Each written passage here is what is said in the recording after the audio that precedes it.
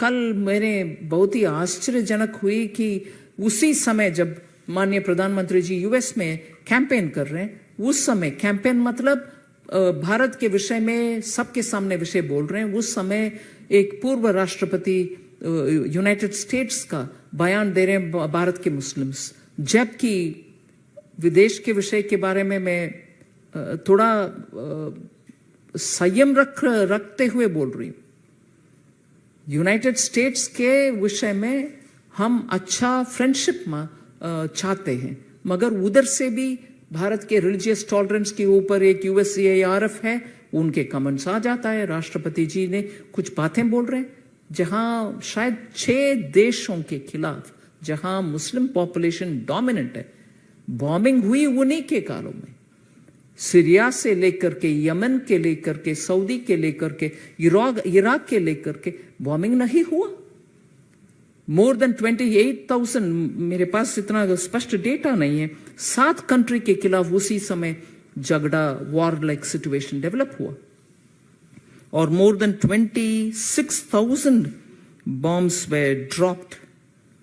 ऐसे जब कंट्रीज उनके अपनी तरफ से उनके राजनीतिक निर्णय के बारे में वो करते हैं, भारत के खिलाफ एलिगेशन डालने में कहाँ उसको सुनने वाले लोग भी भरोसा रखेंगे। I think on this question I have briefly explained also as to how out of the 13 awards that he's been given till now as Prime Minister of the country, 6 have been given by countries where Muslims are in majority. Honorable Prime Minister himself during the press conference in US has said how his government works on Sabka Saath Sabka Vikas principle and doesn't discriminate against any community whatsoever. But the fact remains that repeatedly when people join in this debate and highlight issues which are non-issues in a way, because if there are issues in states which are to be raised, they are being raised at the state level. Law and order is a state subject. People are taking care of it. Elected governments are there in each of the states which respond to it. To just allege without basic data in hand just tells us that these are organized campaigns which purposely are being leveled at the doorstep of the Prime Minister. Otherwise, why would countries give such an honor to Prime Minister? And why would there be a distortion in understanding how India and its minority population, irrespective of which religion they belong to, minority population, are being part of the Indian mainstream? कभी मैं आ रहा था रास्ते में तो मैंने देखा कि मीडिया ने रिपोर्ट किया कि भारत के फाइनेंस मिनिस्टर मोहतरमा ने एक बयान जारी किया और उन्होंने अमेरिका के साबिका सदर बराक ओबामा के उस बयान को तनकीद का निशाना बनाया कि बराक ओबामा ने इतने मुस्लिम ममालिक पर बमबारी की, बराक ओबामा के बयान को कंडेम किया और साथ में फाइनेंस मिनिस्टर साहबा ने कहा कि भारत के प्रधानमंत्री वजीर आजम को पूरे इंटरनेशनल लेवल पर 13 अवार्ड मिले, तो उसमें से 6 अवार्ड जो उनको मिले वो मुस्लिम ममालिक से मिले, जैसा सऊदी अरब, यूएई, इजिप्ट और शायद नामा याद नहीं आ रहे मेरे को। मैं हमारे मैडम फाइनेंस मिनिस्टर साहबा को बताना चाह रहा हूं, मैडम अमरावती के और हिंदुस्तान के मुसलमान को सऊदी अरब के बादशाह से कोई कनेक्शन नहीं है। अमरावती के मुसलमान को यूएई के बादशाह से कोई रिश्ता नहीं है। इजिप्ट के सिसी से हमको कोई मतलब नहीं है। अब आप एंटी नेशनल बात कर रहे हैं।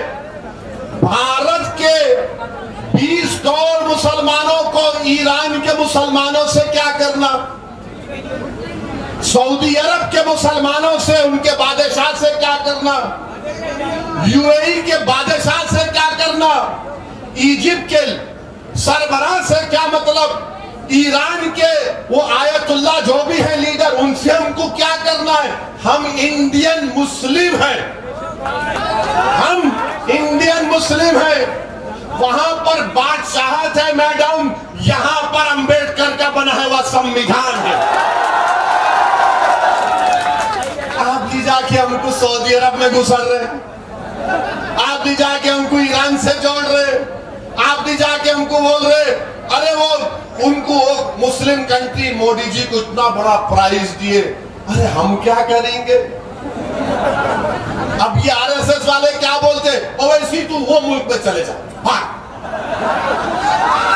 अब कौन किसको बोलना? मैडम, भारत के मुसलमान जो है, हमने 1947 में ये फैसला ले लिया कि हम भारत में रहेंगे। ये हमारी सरजमीन है, जहां पर हमारे बुजुर्गों ने जहां बानी की है, जहां पर हमारे बुजुर्गों ने अंग्रेजों के खिलाफ जिहाद का फतवा दिया, जहां पर हमारे उलमाओ कराम ने अंग्रेजों के खिलाफ लड़ा, फांसी पर चढ़ गए। काला पानी में सबसे पहले अगर सजा काटने वाले का नाम कोई है तो मुसलमान है। हमने भारत को पसंद किया, ये हमारी सरजमीन है। मैडम, हमारी वफादारी की निशानियां भारत के कब्रिस्तानों में नजर आएंगी, उन ममालिक में नजर नहीं आएंगी आपको। मगर अब जब आपने ये बोली दिया, हम अपनी बात को पूरा करते हैं। बताओ फाइनेंस मिनिस्टर साहिबा, आपने माइनॉरिटीज का बजट 40% क्यों कम किया? जब मुसलमानों से मोहब्बत याद नहीं आई। आपने प्री मैट्रिक स्कॉलरशिप को रिस्ट्रिक्ट क्यों किया जब मुसलमानों से मोहब्बत याद नहीं आई? मौलाना आजाद फेलोशिप को बर्खास्त कर दिया। अब मुस्लिम बच्चे, अक़लियतों के बच्चे बच्चियां ना फेलोशिप कर सकेंगे ना पीएचडी कर सकेंगे जब मुसलमानों से मोहब्बत याद नहीं आई। मैडम, मदरसा मॉडर्नाइजेशन स्कीम में आपने 80 करोड़ रुपए कम कर दिए जब मुसलमानों से मोहब्बत याद नहीं आई। फाइनेंस मिनिस्टर साहिबा, आपको ओबामा के बयान पर तकलीफ हो गई। मैडम, ये तो बताओ, लुकमान अंसारी को मारा गया, कुछ तो बोलते मैडम। अफान माजिद अंसारी को मारा गया, मैडम कुछ तो बोलते। अरे मैडम, आप तो महिला है, बिल्किस बानो का रेप करने वालों को आपने छोड़ दिया। कहाँ गई मुसलमानों से मोहब्बत? बताओ हमको, कहाँ? नहीं, थालियां मारने के लिए नहीं कह रहा हूं, तुम्हारे दिलों को जोड़ने के लिए कह रहा हूं। बताओ, आज मुल्क की फाइनेंस मिनिस्टर कहती है और देश के प्रधानमंत्री आज इजिप्ट की एक मस्जिद में गए, अच्छा दिखा मुझे भी। देश के प्रधानमंत्री, चलिए आप और मैं काशी की मस्जिद में जाते हैं, मैं आपके साथ आने को तैयार हूं। चलिए मोदी जी, हम भी काशी की मस्जिद को जाते हैं। अरे इजिप्ट की मस्जिद को जाएंगे तो चलो भारत की काशी की मस्जिद को चलो। मोदी जी, आप देश के प्रधानमंत्री हैं, आप इजिप्ट के नहीं भारत के प्रधानमंत्री हैं। वहां मस्जिद में चले गए तो चलिए काशी की मस्जिद को चलते हैं। और मैडम, आपको मुसलमानों से बड़ी मोहब्बत है ना, बड़ी मोहब्बत है ना, तो ये CAA का कानून आपने मजहब की बुनियाद पर क्यों बनाया? बताइए आप।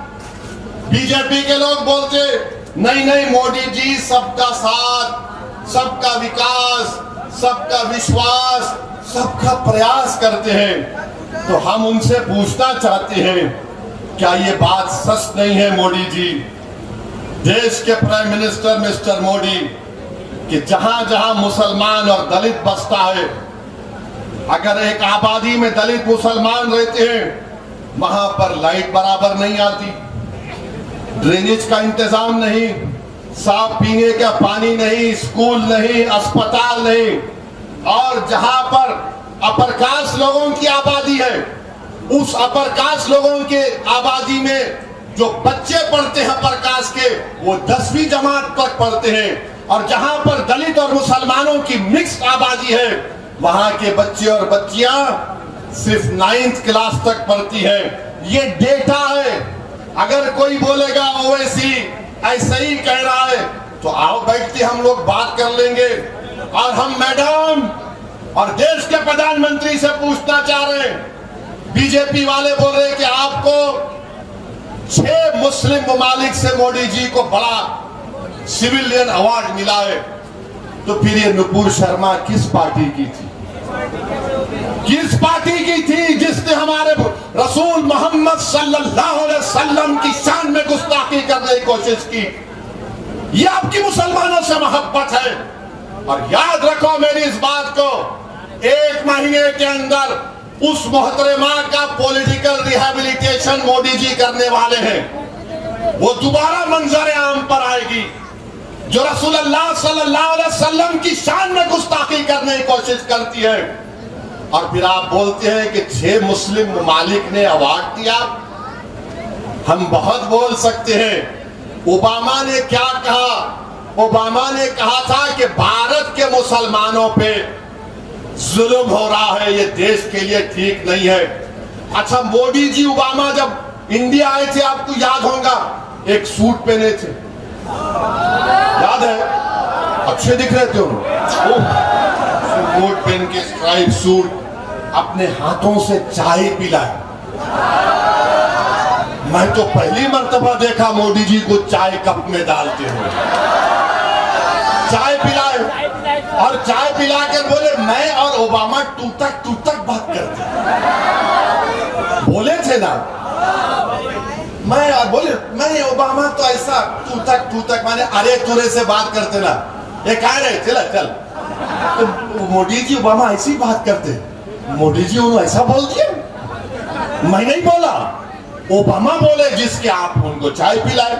आपकी चाय का असर नहीं हुआ मोदी जी उनके ऊपर, शायद आपने शक्कर कम डाली थी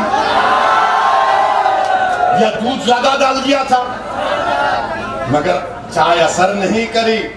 Germanton super speciality hospital, doctor Mir Jawad Zar Khan, senior experienced orthopaedic surgeon, bone fracture, joint replacement, hip replacement और स्पाइन सर्जरी कामयाबी से अंजाम दे रहे हैं। इसके अलावा neuro surgery, cardiology, gynaecology, dental, general medicine, dialysis और फिजियोथेरेपी जैसे शोबाजात में इंतहाई कामयाबी के साथ वाजबी फीस में इलाज किया जा रहा है। शेयरिंग और प्राइवेट रूम्स, अस्पताल में 24 घंटे MRI, CT scan, 2D digital X-ray, ultrasound, operation theatre, ICU और लैब की सहूलत दस्तयाब है। आपकी उम्मीदों के ऐन मुताबिक Germanten super speciality hospital, pillar number 150, Attapur, Hyderabad.